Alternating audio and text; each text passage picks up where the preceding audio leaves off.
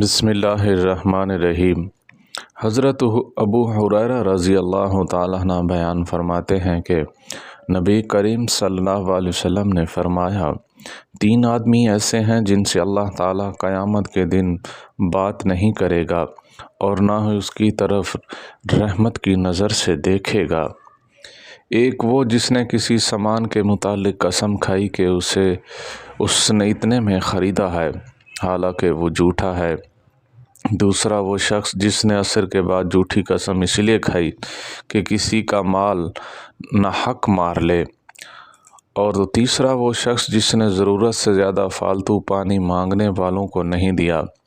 اللہ تعالیٰ قیامت کے دن اس سے کہے گا، جس طرح تو نے اس سے زائد ضرورت اور فالتو چیز سے روکا ہے، جس نے تجھے بنایا ہی نہیں، پانی تو میں نے بنایا ہے، میں بھی تجھے اپنا فضل نہیں دوں گا۔